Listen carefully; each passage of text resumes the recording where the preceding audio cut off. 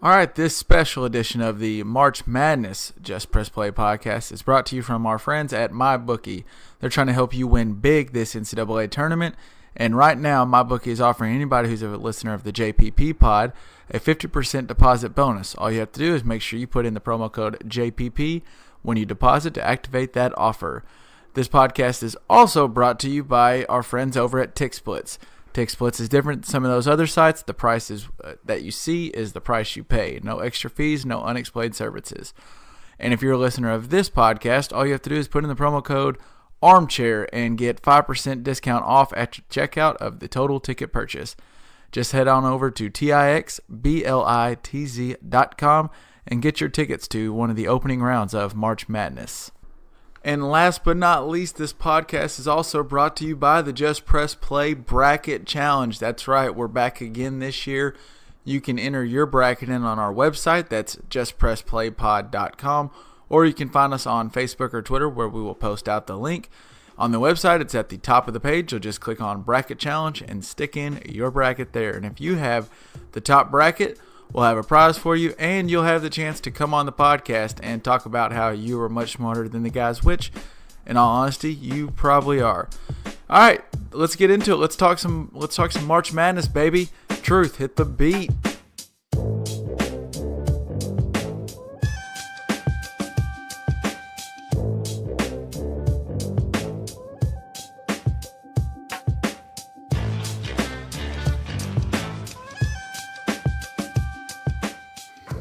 All right, here we are, another edition of the JPP Pod, and we're a little short. We're short-manned. LJ's been LJ's going through a hell of a week. Nothing bad, just a busy ass week for OL. Boy, be so working. It's just me and Pops here. Yeah, Working. Just grinding.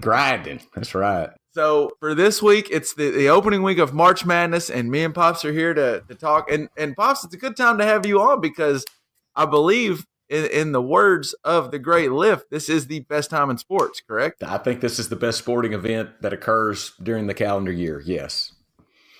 So it's just the best month. It's the best month of sports, no doubt. And what's great about it is there's not just, the Super Bowl Sunday is great, and the NBA Finals, you could say, is real. You could like that, or you could like the World Series and all this stuff. But March Madness is a 3-week bender of just college basketball games. It's just great. It is. I love it. The weather's getting better outside. That's probably the only dilemma. Is the weather starts getting better, and I want to go outside, but I want to stay in and watch basketball. Right.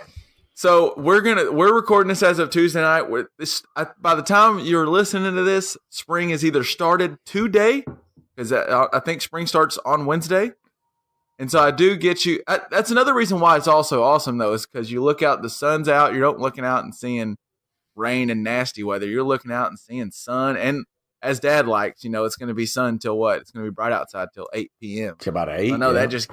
that just gets you giddy inside. Gets me wiggling. But the only person who's probably happier than us that March Madness is here is Mike Trout for the Angels. And it's not because March Madness. It's because, I don't know if you saw this, him and the Angels are finalizing a 12-year, $430 million contract. What's the math on that? What is that a year? Jeez. That's a lot. I don't even know. That's just a lot. 430. Hang on. I'm going to do this. 430 divided by 12. That's $35.8 million a year. My God. That's a lot of money in simple terms. Wow. Good for Mike Trout. Yeah, I would say he's pretty happy right about now. And, there was a little bit of talk, should Kyler Murray be thinking it over again? Because, we had this discussion. He's going to the draft, but he ain't Mike Trout. That's the thing. He's not Mike Trout. What did Bryce Harper, what was his deal? Do you recall? Was it close to that? I think it was about $100 million less, maybe. Yeah, but it was for less years. I just wonder if it was. I don't know why. I always think of how much you're going to get per year, when really it's the overall amount of the contract you need to look at. I mean, he just made $430 million. Wow. Yeah, it's a pretty good deal for him. So let's get into March Madness. And speaking of money, I was looking at an article, and it was talking about the amount of money U.S. employers will lose in productivity over the NCAA tournament because, as you know, we're going to be sitting there at our computers, and if we're not checking scores, we may be checking into the March Madness Live website where you can actually watch games live on your computer that Turner puts up. Did you? No, never. And did you know, just not that we would ever do this at our line of work, but they have introduced the boss button back again. I don't know if you remember the boss button, but there's a little button. Yeah. There's a little button you can click if your boss is coming by, and it'll turn to a screensaver so it doesn't show the game. And then as soon as they walk by, you can click it again, and the games come back on. So, but I read that March Madness could cost, and it's crazy. You can find a different number from every different site, but it said U.S. employers could cost them $13.3 billion in lost productivity. That's a lot. That's a lot of cash. Money. That's a lot of money. Gosh. And I was trying to look up how the hell do they calculate this out, and from what I gathered, it looked like about 75 million. They just calculated about 75 million people are expected to spend an average of 6 hours total while at work, either watching the tournament, checking scores, or doing for the whole tournament. For the time of the whole tournament. Yeah, and then it said that's believable. And going further, it said employers will spend an average of 26 minutes watching March Madness every day of the tournament. And then they calculated up what's the average hourly salary of every American, and they calculated that out, and that's how they got the $1 billion, the $13.3 billion. Right. Well, now wait a minute. Did they say every American? I mean, everybody is going to spend 6 hours. I mean, because not everybody. I mean, Tammy's not going to. You know, no. About 75 million people are expected to spend an average of 6 hours watching the tournament. Okay. Yeah, and there's like 4 billion or something in there. Yeah, there's some crazy number. But what was funny is even the people who don't care that much about the tournament, they're still losing the productivity in that, because even if, say mom might not be watching the game at work, she still probably filled out her bracket, while she might have been at work. Yep. She might be checking the scores while she's working sometime. But then what was interesting is I also read this, and that March Madness is a great time for employers to build morale. And they were saying that some employers like to put up an extra TV and let people have extra time, like encourage time to go watch the game, because it does make 4 weeks where people are all at work having fun, talking to each other about games, and not just upset that they're at work. They're just hanging out and talking. Yeah, and stuff like that. That is good for morale, for real. I mean, it builds friendships and, connections. And I wish they would do it at our office. When I own my company, I'm going to do it. By gosh, that's going to happen. Well, when you own your company, you just go ahead and you might have to make sure you're employing me. But well, it may just be me and you. And we'll have to do that between mowing yards and weed eating and stuff. But so we just won't mow yards during spring, right when spring comes up. We won't mow yards. Yeah, I don't know Thursday, if this Friday, is Saturday, Sunday. Yeah. Yeah. All right. So the favorite of the tournament is the Duke Blue Devils, and it's probably because the man that blew his shoe a month ago is back and better than ever. Zion Williamson is just a beast. Did you see what he did in the ACC tournament? I didn't get to see any of those games. I know he hit the game winner, I think, over North Carolina, and they won by one. Yep. But yeah, I mean, he was throwing up some pretty gaudy stats, wasn't he? Well, yeah, I think since returning in the 3 games in the ACC tournament, he scored 29, 31, and 21, all while shooting a combined 77% from the floor. Oh, and he added 10 rebounds per game, so he was getting a double-double as well. I mean, he is Can he shoot threes? He'll shoot one every now and then, but if you watch his form, he doesn't look like a shooter. He's not a great shooter, but every shot he ever takes is wide open because everyone's so afraid that he's just going to dunk all over him. So he's not like Ben Simmons out there on the 3-point line. He will. No, he will. He will let 1 or 2 fly, but no, he's mostly going to do his damage all around the rim. That's why I like in that North Carolina game, which is insane, against North Carolina where they won by 1. He scored 29 and shot 13 for 13 from the field. I mean, that's a Duke North Carolina game. That is an intense game, and he didn't miss a single shot while shooting 13. That doesn't happen every day. That is just insane.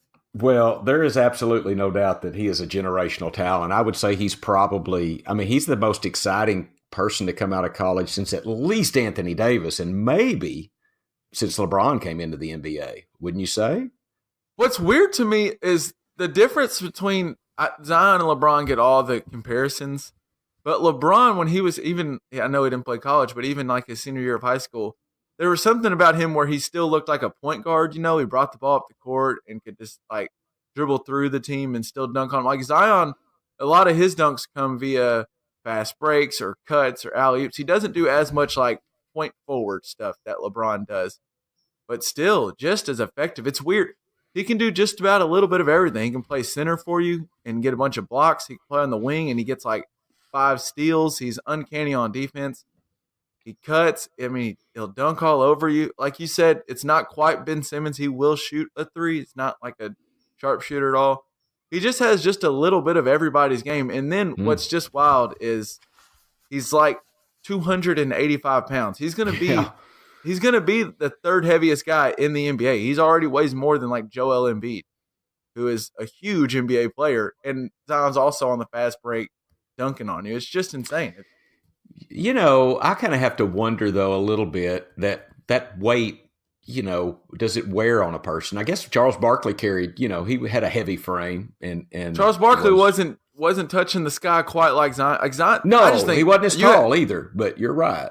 There's got to be there's something to that, like you're saying. I know he's fine now, but to jump like he's jumping and coming down and on those knees, and that's a lot of weight coming down those knees and ankles all the time. Hell, a Nike shoe couldn't even hold that weight up, so I don't know what.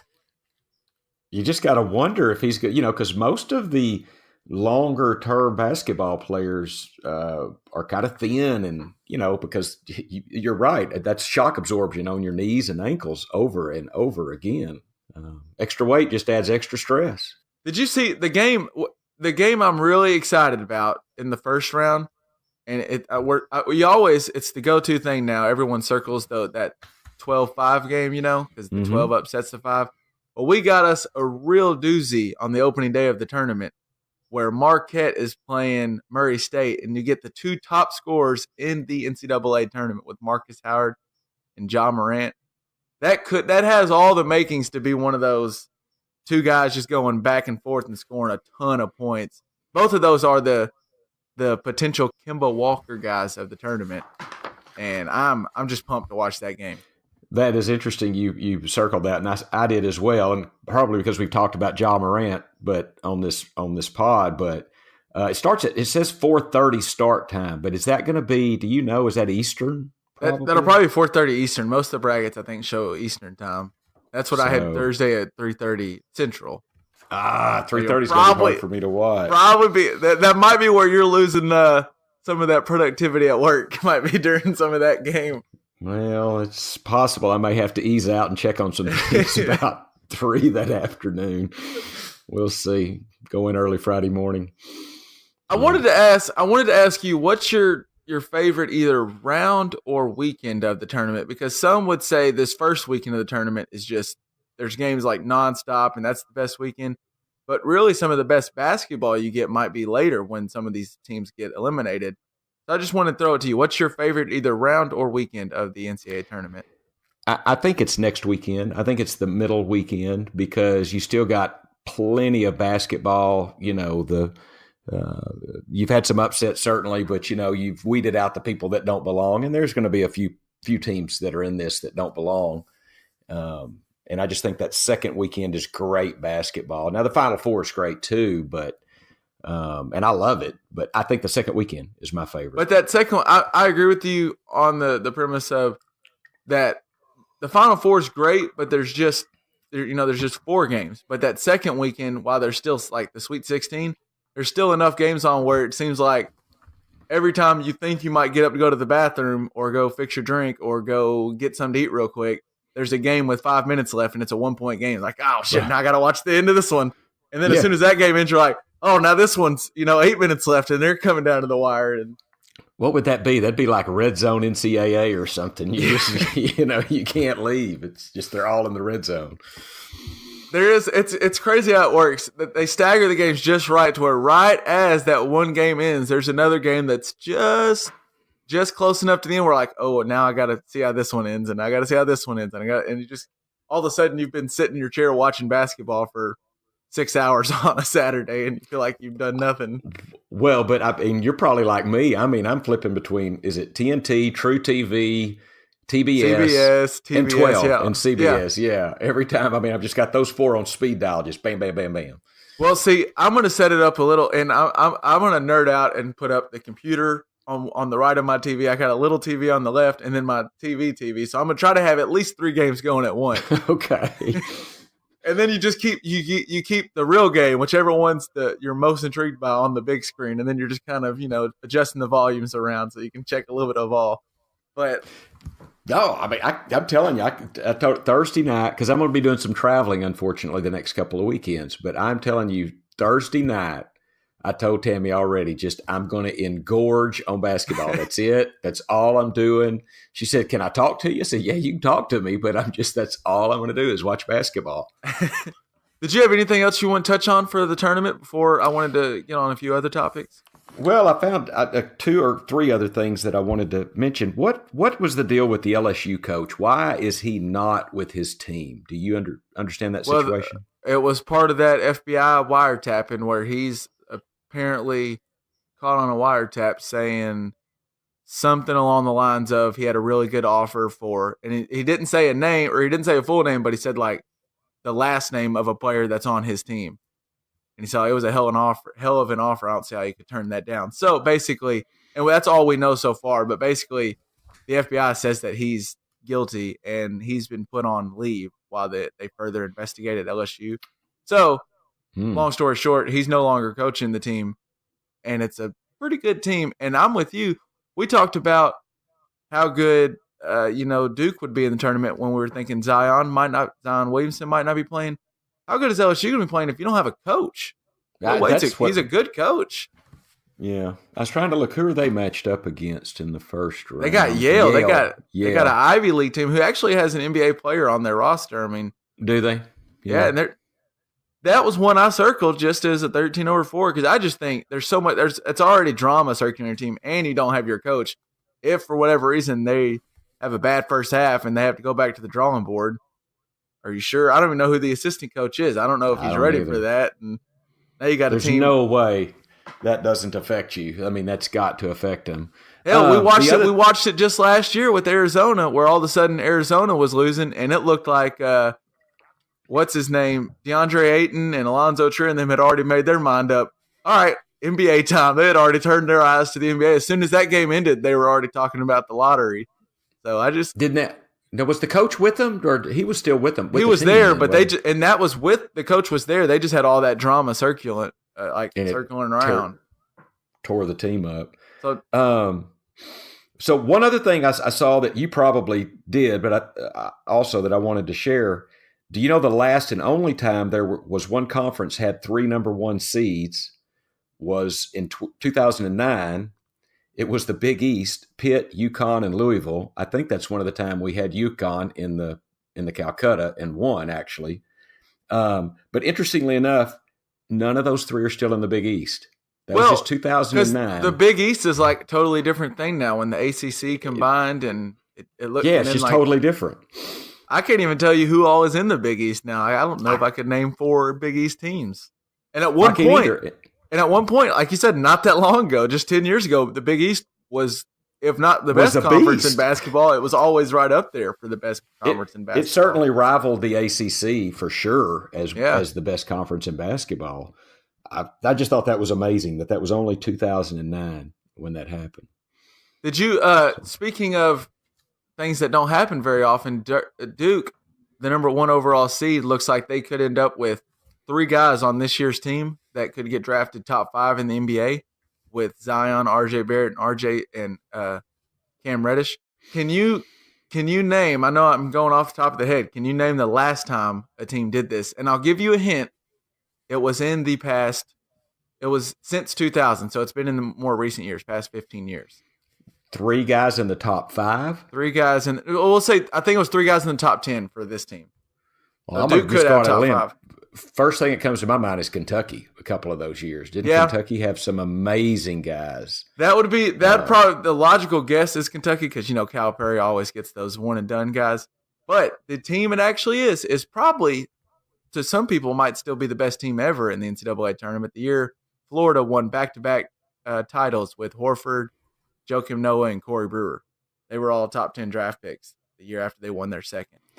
Wow, Brewer. You know how much I used to like Brewer, and he never did turn out to be the player I thought he would be in the NBA. I think both of us, and I was definitely younger, and maybe I was skewed my opinion on your opinion. Who knows? But I thought both of us thought Brewer was the best player on that team, and he was definitely he was the third among those three in the NBA. Noah and Horford have etched out a full career, and Brewer's kind of been a travelman throughout the NBA. I mean, do you think Horford's not Hall of Fame, is he? The Basketball Hall of Fame's weird. A lot of teams get in, and I don't really they don't have like an NBA Hall of Fame. They just have the Basketball Hall of Fame. Right, you're right. Yeah. Basketball Hall of Fame's weird. Horford probably makes it because now he has a full NBA career, and he has those Florida years. Those teams were so good. They were good. So good. That was Billy Donovan, wasn't it? Yeah. Billy Donovan was the coach, and they were good. One back-to-back, right? Yeah, one back-to-back, and one of the years they won was the year they beat the Greg Oden, Mike Conley team at Ohio State. So they beat a damn good team that year. So wow. Yeah. So we'll see if Duke ends up being as good as that team was. The difference in that team and this year's Duke's team is we got to see not only one, but they came back and played another year together. And I'm going to go ahead and tell you right now, we aren't going to see Cam Reddish, RJ Barrett, or Zion Williamson wear a Duke jersey again after this year. This is the final time you're going to see them in Duke blue. The next time they lose, they're gone. They are gone. and I guess even if they don't lose, they're gone. You're right. They're gone. A matchup we desperately need. Speaking of Duke, last thing before we move on to a different topic. Surely, Duke beats a 16 seed. But then the next round, if VCU and UCF play in the 8-9 game in that bracket, if UCF is to win, there's a guy on their team named Taco Fall who is like 7'6". He's not really that great, but he's huge. He's 7'6", big old black guy from, I don't know where he's from. He's from another country, but he's just giant. Leads the NCAA in blocks. And I can only imagine what it's like if him and Zion Williamson meet at the rim. I mean, there's like one or two things happen. Either Zion dunks all over him and breaks a 7'6" guy, or Zion gets stuffed for the first time, I would guess, in his entire life. Ever. Yeah, I don't think he's been met at the rim by anybody who could match him. So we just, as college basketball fans, we just need that meeting at the rim between Taco Fall and Zion Williamson. Well, I will look forward to that. So we shall see. All right, moving on to a couple of other topics. We're not really hitting our normal best and worst of this weekend or of the past week since Elle's not on. But I did want to touch on one of the best things I saw from the previous week, and it's my man, Dirk, who just passed Wilt Chamberlain on the all-time scoring list. And now he could pass – the next person he could pass would be Jordan, but that would mean he needs another year. He'd have to come back next year and average roughly 14 points a game. And as we've discussed, 14 points a game would be tough. I don't even know if he could average 14 minutes a game next year. Yeah, so, I agree. So I think he's done climbing the list, but just what an accomplishment. I think when we look back eventually, Dirk's career is going to be one of those careers where I know as a Dallas fan, and I've loved Dirk, I'm a little biased, but he means a lot to what the NBA was. What do you think looking back on Dirk's career? Well, I think you hit on it. I think we texted a little today in that he revolutionized. I mean, I think he came along at the right time, but I think he revolutionized the game because he was the first 7-footer that you better get out there and guard him on the 3-point line. I mean, you had to guard him all over the court. And that what was it? That fall away, one-legged jumper that he perfected that was about as unblockable as Kareem Abdul-Jabbar's skyhook. I mean, it's up there with most unstoppable plays in NBA history. I mean, there's the skyhook. Some people say James Harden's step back nowadays is kind of rivaling that. But he steps back 3 times. It's debatable whether he travels or not when he does it. But it's not really debatable, but yes, go ahead. When a 7-footer is like Dirk is doing that fall away on one leg, I mean, it's almost impossible to block, and it was money. I mean, just money. Money. I saw a few highlights, Kev, because we had talked about him, and just, man, he was so good. And, to watch him run, we've talked about now, it is a little painful, but, man, he used to get up and down the court, and think of how many games he's tied those or wrapped his ankles and, put knee braces on and ran up and down the court. And wow, he's a class act. I think when it's all said and done, and someone will probably, there might even be a book on this or like a deep dive podcast between some, I could see Zach Lowe from ESPN doing he's a big NBA guy, or even my man Bill Simmons or something. But I think when you look back at Dallas and Dirk's tenure there, the way between when he first got there and it kind of introduced the NBA, like you said, to the stretch four, and Don Nelson created that team in 2006 that was going to be a lot of shooting and spacing the floor like me and you talk about. We've talked about millions of times. And then what Rick Carlisle did to advance that in 2011, where he beat a star-studded Heat team by putting around just a ton of space around one star that you had to guard. And all of a sudden, they were just knocking down threes. And then what the Spurs did that better with better players around Kawhi Leonard and different guys. And then now what the Warriors have done, I just think the NBA has changed they saw what the Mavericks did, and they were like, oh, we're going to do the same thing, except for the Warriors found a way to match it around 5 All-Stars and 4 Hall of Famers and all kinds of stuff. I just think when we look back, you're going to say these Dirk Mavericks teams kind of shaped what ended up being the change in NBA and nowadays. Well, I think you're absolutely right, because, I mean, he was not built like Karl Malone. He wasn't going to go in there and overpower those. And that's what the NBA kind of was. When he started coming in, I think the NBA was a down low, beat 'em up, bruising kind of league. And he all of a sudden stretched the whole floor out, like you said, and made that space happen, which now is what the complete game is about. I'm with you. I think Dirk, I think you did that earlier. You were trying to say Dirk and said Duke. I mean, he completely has a lot of responsibility for the way the game is played today. A lot. A ton. And actually, when he came into the league, he came in as a 7-foot shooter who couldn't bang, and everyone told him he's going to have to play small forward because a big man just can't be a shooter. They have to be a banger. And that was finally Don Nelson's like, screw this. We're just going to put him at the 4 and make those big men come out and guard him. And then all of a sudden they realized they might have touched on some gold. And nowadays, hell, you don't even see very many back-to-basket guys. You might see one when you're watching a game. For the most part, those 4s are stretching it and stepping out. And it's wild. Who are the best centers in the game?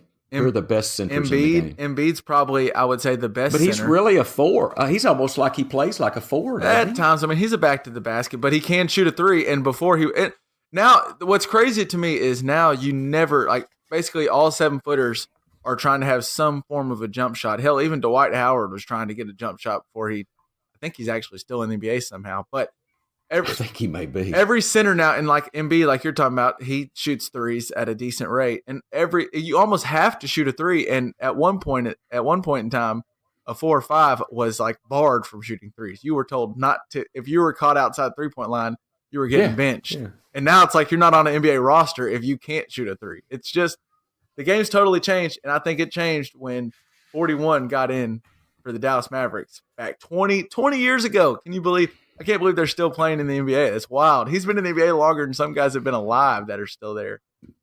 No doubt. And a couple of things I did. I read this article from, and I want to give him credit, Tim McMahon of ESPN. I didn't realize, I just started Googling Dirk Nowitzki, and his wife is gorgeous. Gorgeous. I mean, is she a movie star? She looked familiar to me, but I didn't see her as anything other than Dirk's wife. But she looked familiar. And I don't know her from honestly, anything. I was shocked. I saw her ethnicity is Swedish. Now she's dark skinned, but she's darker skinned than Dirk.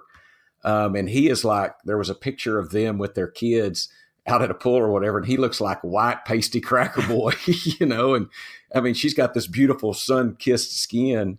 They aren't interesting. Anyway, her name's Janet Olsen. They are an interesting looking couple.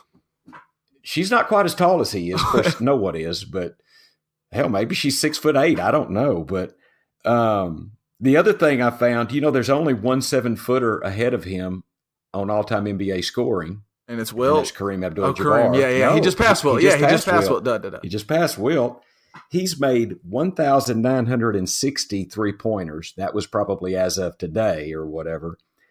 The only other two 7-footers in the top 10 NBA scoring have made 2. 2? 2. Kareem Abdul-Jabbar made 1, and Shaq made 1. I wouldn't have guessed Shaq ever made 1. It doesn't surprise me that Shaq shot either. 1, though. No. And one other fun fact about Dirk, he scored during his career, he scored 5,668 mid-range points. Based from what Tim McMahon said, that was the most in the NBA over his career. Nobody scored more mid-range points than Dirk Nowitzki over the course of his career. I thought that was really incredible. Really incredible. And what's fun, just to tie a bow on all this, and what I love, this final year has not been a great year for Dirk as far as, what he's done in his career. His productivity is way down because, he is 40 years old, and those knees have a lot of miles on them. But for him to get to play on the Mavericks where Luka's the young guy and kind of grooming Luka, and then for them to trade for Porzingis, it kind of made it go full circle, because without Dirk, Porzingis, there might not be a Porzingis. He is like a Dirk remade, except for probably more athletic. But he's a 7-footer. He can shoot from another country who, when he was coming in, a lot of people, the knock on him was, oh, he's not tough enough. He's not tough enough. He's one of those skinny kids from Europe. And the people that liked him were like, yeah, well, Dirk made it, so Porzingis can make it. And Porzingis has even said he looks up to Dirk. And then to see them on the same roster, it's just so cool.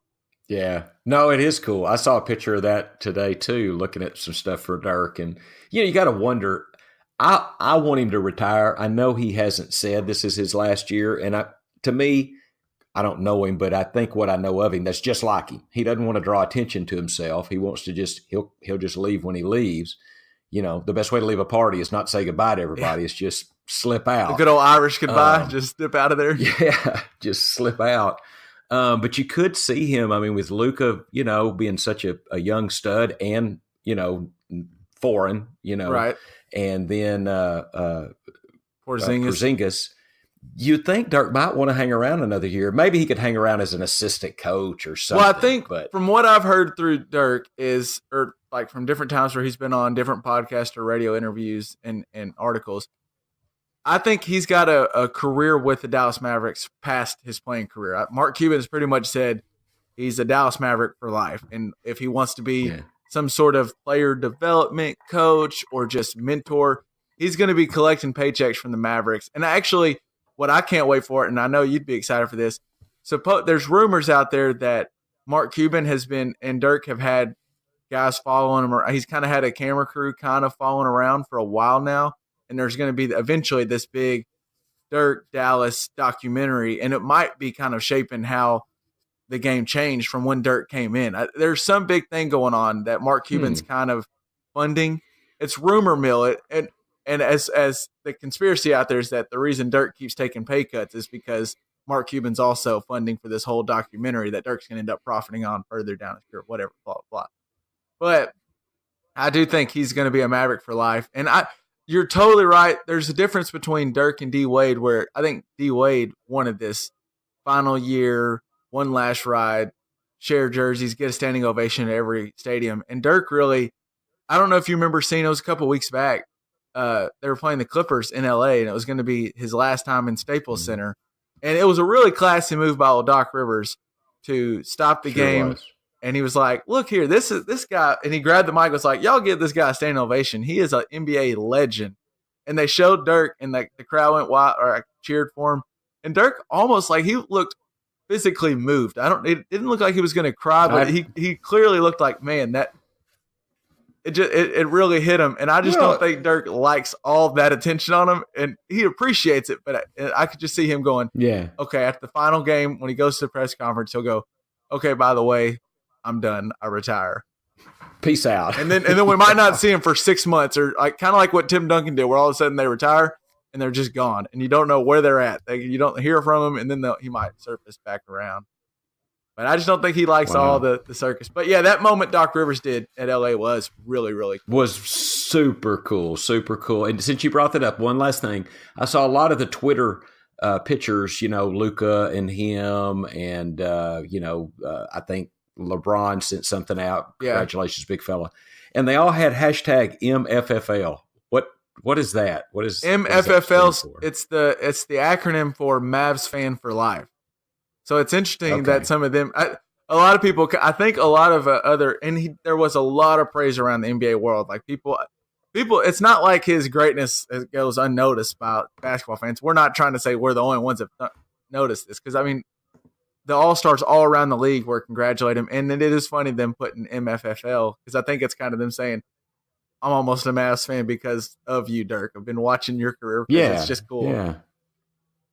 Well, I guess I'm glad you told me that, because I thought it was like Maverick for effing life or something. I didn't know. I thought, wow, that's pretty wild. It's Mavs Fan for Life, and then it turned into a hashtag, and now it's a big Mavs thing. They do it all over the stadium. If you'll notice up around the stands, and they'll sell shirts that say MFFLs and stuff like that. So at first glance, it does look like some form of MFer in there. You're like, whoa.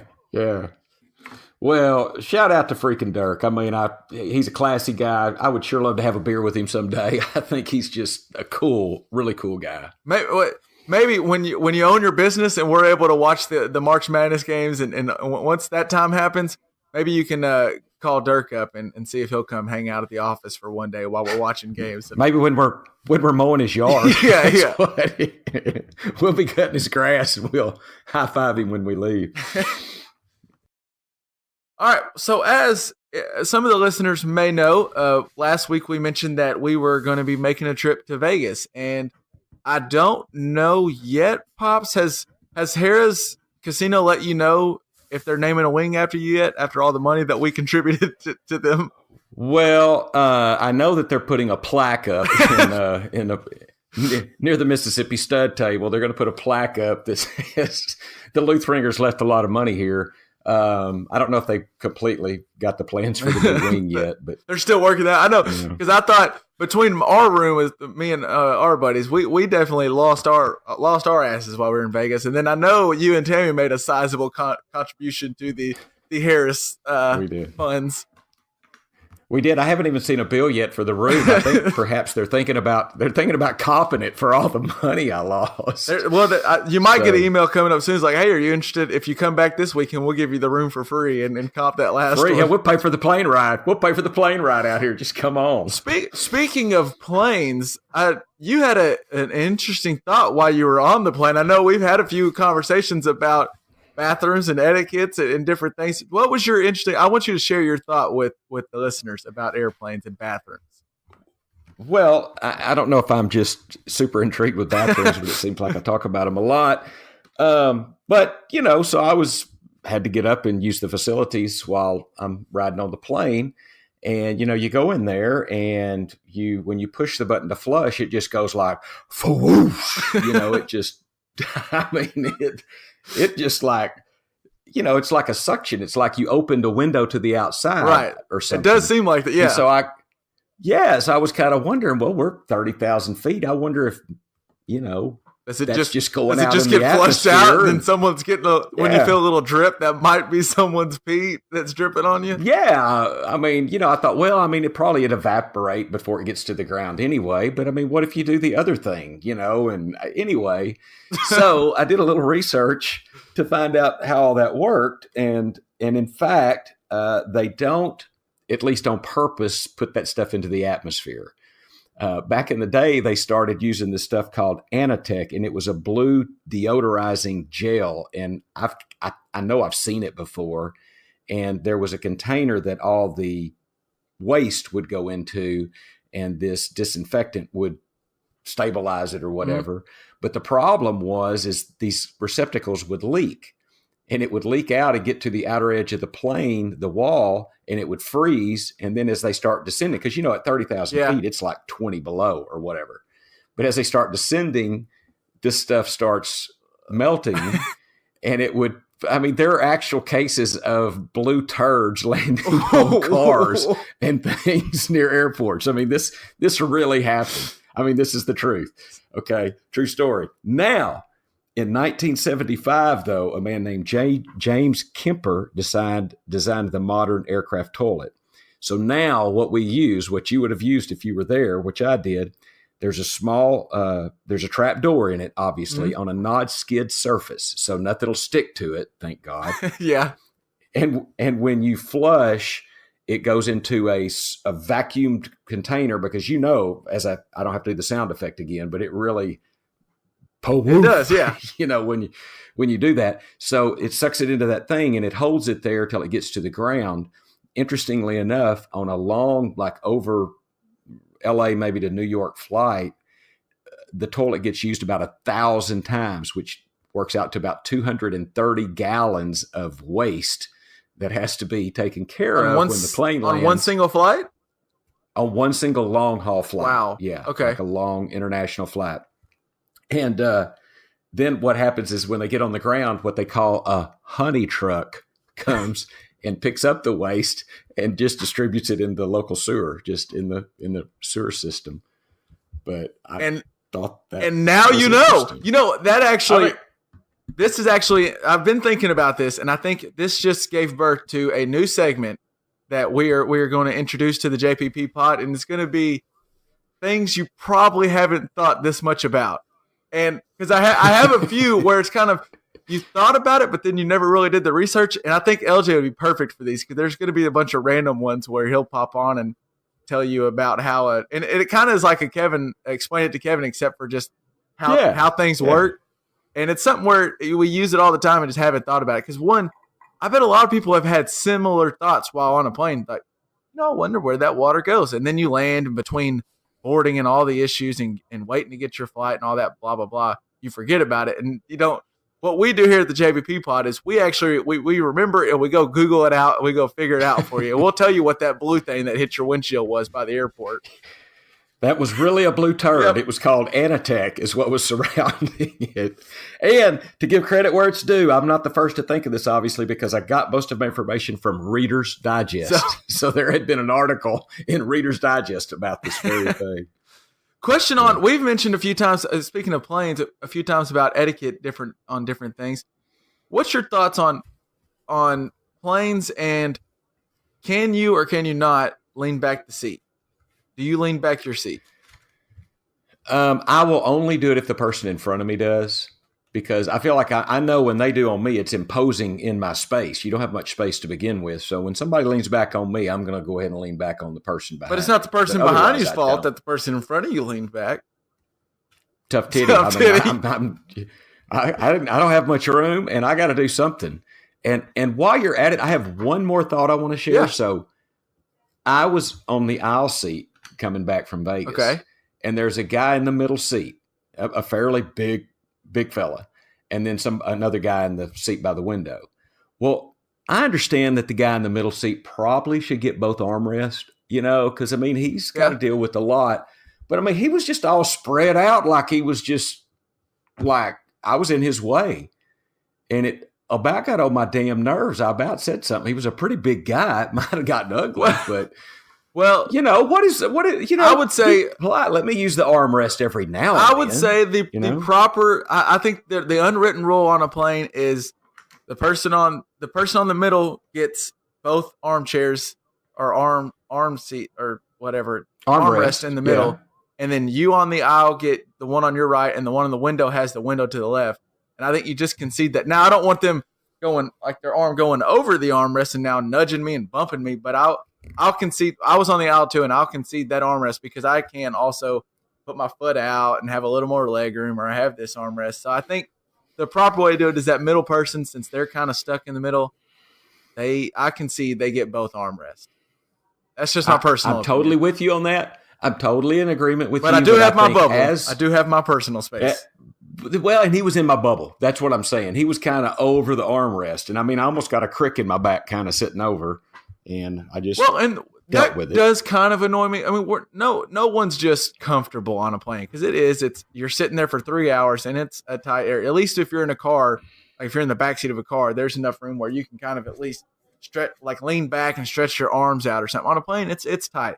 So I think no matter who you are, even if you are in the middle, I do think it's worth being considerate of everybody on the plane because no one's just comfortable. So don't just be the asshole who's just like, all right, well, we're all going to be uncomfortable, so I'm just going to go ahead and be real uncomfortable and get on everyone's nerves. And if you don't make someone have to tell you to get out of their bubble, that's my thing. Just try not to intrude on people's space because we're all uncomfortable. Well, and I guess I'm going to double down on this guy because so then I get up, because I got my bag in the overhead bin. So I get up, I'm on the aisle, so I get up immediately as soon as the thing gets up, and partially so that he can relax and have some room, and I kind of want to stand up because I've been sitting. Well, he jumps up and kind of bumps me out of the way so he can get his shit out of the overhead bin and be ready to go out of the plane. And I'm like, damn. I get annoyed by the people that jump up too fast. Like I was in the back of the plane on my way back from Vegas, and if you're on the back, there's a lot of people that got to get off before we're even going to get up. I mean, there's just some people. I think it's annoying to me when everyone gets up and grabs their bag, and now we're all just standing in the middle. Like what? But then I do get it. Like you want to get your bag, so when it's time and it's ready, you can just walk right out. You don't have to get some out of the bin. But I'm a firm believer, and I'm just going to sit there and wait until everyone else starts going out. And then I actually see, the light at the end of the tunnel. I actually see that I'm almost ready to get up. Then I'll try to get up and grab my stuff. I just don't think there should be – people always rush to get up, and then we're going to have to sit there for 10 minutes and wait. So that's just my personal. Well, and I will say this. I get up – if I'm on the aisle especially, I get up as soon as the seatbelt thing goes off just because I want to stand up. I'm just kind of tired of sitting, So, but I mean, I don't try to impose on anybody, but you're right. There's some etiquette that we all need to practice on a plane, and most people do. And this guy wasn't that bad, but he was a little bullish. You know what it boils down to? And it's a lift saying here. Just don't be a dick. Just be courteous. Don't be a dick. Just be courteous. We're all on there for 3 hours. We're stuck here. Just try to think about the person next to you. It's not that hard. That's the moral story. Don't be a dick. That's a good saying. I wonder where that came from. That's a good one. Speaking of the plane, before we get out of here, I know our first stop may or may not have been once we landed in Vegas. Y'all were already there, and y'all picked us up at the airport. And our first stop may or may not have been a dispensary in Las Vegas, which is 100% legal. And we may or may not have bought more than one can consume in 3 days as a group. And so some may or may not have had to been taken back on the plane. So I just want to ask you, I heard there might have been a little trouble with your flight back. So can you just explain what happened on the way back from Vegas? Well, as we said, I may or may not have had some contraband in my luggage. Allegedly. I don't know. It's hard to say one way or another. But when I get up to go through security, they check my ticket, and instead of saying my first and last name, it says my first name twice. And that's not. So and your name's not Lifford. It's not Lifford. So instead of Lifford Luthringer, it says Lifford. And I didn't think anything about it. I'm going home, and the lady stops me and says, "This doesn't match your ID." And I said, "Okay, well." And she calls her supervisor over there, and her supervisor comes over and says, "Sir, I'm sorry, we can't let you on the plane." I said, "Dude, I got to get home. I mean, I'm going home. I've already flown out here. What do you want me to do?" He said, "Well, you're going to have to go talk to American Airlines." So I have to walk, all the way up to the ticketing desk. You know what I'm saying? In the airport, way back to the ticketing desk.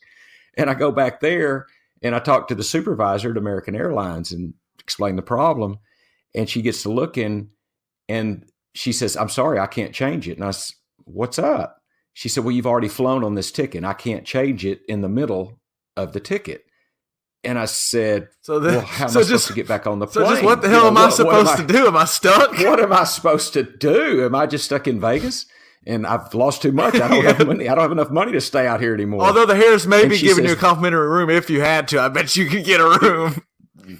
Could be. Of course, I couldn't have eaten, but so anyway, she prints me a ticket and handwrites no ID on my ticket. And I said, so what am I? She said, when you go back, just don't show your ID. So what? I said, you mean don't pull it out of my pocket? You just tell them I lost my ID. I lost my ID. So she's telling you to lie to them and say, I lost my ID. I don't have it. The supervisor for American Airlines is telling me, lie to the TSA and tell them you forgot your ID or you lost your ID. I'm going, okay. I said, and I even asked her, I said, is there anybody that I can talk to? Do you have a supervisor? She goes, I am a supervisor. You're talking to him, buddy. So now I carry, of course, I'm checking my bag. I mean, I'm not checking it. I'm carrying it on the plane. It's a small bag, which may or may not have had, illicit drugs in it. Possibly. We're unable to tell at this point. So I go back, find the same supervisor, and I kind of tell him my conundrum. He was a really nice guy. And I said, look, they told me to tell you I don't have my ID. I know you've seen it, but what can we do? He makes a couple of phone calls. He goes, well, I tell you what, we're going to get you through a hard search. So wait. We're going to have to do a body search on you. So can I back up? You had to tell the guy that's already actually seen your ID that you don't have your ID. Don't have my ID. Right. Okay. Yeah, the same guy. So he makes a call, and now he says a body search? What'd you say? He says, you're going to have to go through a hard search, but we'll get you on the plane. And I'm thinking, a hard search? Wait a minute. There may or may not be. There may or may not be things in my bag that I wouldn't want the TSA just to You'd rather it just go through without getting searched. Well, just there may or may not have been some gummy bears in there, and I don't know how well they were packed, and I did anyway. So I go there, and I mean, Kevin, I got felt up. I mean, the guy told me I'm going to use the back of my hand, but I mean, he touched me on the ding ding everywhere. I mean, everywhere. And then they opened my bag, and I mean, they removed the clothes, and they're looking through it, and I see a package in there. And I'm like, I don't know. I guess I'm done. I don't know. And the guy just puts my stuff back in the bag. He goes, thank you, sir. Have a nice flight. I mean, there's absolutely no way he just overlooked. I mean, he saw it. He just decided. He had to have. There's just no way. And I think on the back of the gummy bear, it may or may not have said THC on it. I mean, there's no doubt this is not the child's candy. So I'm going to say the guy had to have, he saw it and just thought, this poor guy's already been through enough. And he didn't bring any of this on himself. It was actually some of our screws by letting him get on the plane the first time with the wrong ticket.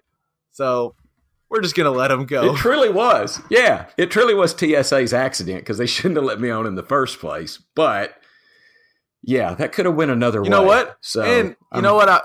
Moral of the story, it's funny. This all circles back. So if you would have been a dick when you couldn't get on the plane and started raising the hell and acting all like, and not just been cool, calm, and trying to go, well, what do I do now? If you'd have just been an asshole and started raising your voice and stuff, you probably still would have eventually got on the plane, but then they probably wouldn't have been as nice when they were searching your bag. And that might have been a bigger hang up than your ID problem. So, it might have been. And interesting now that you'd say that, because I didn't even think about that at the time, that the fact that I better be nice. I was just nice to begin with. Because these people, I think they already have a tough job and they deal with a ton of people all day long. Just don't start. They were just trying to do their job. Yeah. They were just trying to do their job. It wasn't necessarily their fault. I think if you keep cool with them and you keep a decent attitude, they're going to try to help you and work this thing out. And like this guy did, he went through your bag. He had to see it. And he was like, you know what? This dude's been cool. We're just going to let him go. Let him go home. Just let him go home. Well, and that's why I went to the same guy, because even though he had seen my ID and knew I wouldn't, I thought I could go lie to a different TSA agent, but I thought this guy was really cool. I'm going to go tell him my conundrum. And he did. He seriously helped me get through the process. He let the boy go home. Thank God. Whew. Well, I'm happy you were able to get home. I'm happy we were all able to get home, and we made it through the trip. We made it through the trip alive, but a lot less money in our bank accounts. And, Yep. It happens in Vegas, though. We'll leave it there. But let's wrap this sucker up. Well, now we have time for this next week. We can recover from our trip from Vegas and try to maybe if you want to go, you could still go gamble on some games. Go join my bookie. Put in the promo code JPP. Go gamble on some March Madness games. You get 50% off your, or you'll get 50% of your deposit, so you get some extra money. Just tell them you're a listener of the JPP pod. And Dad, I guess it's time. We just need to go get ready. Prepare yourself physically and mentally to sit on your couch for a full weekend, for 4 days, and just gorge some basketball, baby. Well, I'm going to get to do it Thursday, but unfortunately, I will be out this weekend. So, going to Oakland, going to the horse races. Oh, it's a poor guy, poor Liff. He went to Vegas last week, and now he's got to go to Oakland. Hell, I might need to loan you some money after all these trips. I'm telling you, maybe I'll call our friend John. John and his dad, they like horses. Maybe they'll give me a tip. Yeah, you need to win some money. You're due to win some. So I am due. You're right. All right. Well, we will sign off on that note. Be sure to check us out next weekend. If you haven't already, if you're listening to this on Wednesday morning, sign up for the JPP podcast and see if you can beat us. If you win, you can come on the podcast and tell us how much smarter you are than us, which you probably are. You probably will beat us. So let's just go and sign up. And for another week of the JPP pod, peace out. Pops, I'll holler at you later. All right, buddy. Peace out.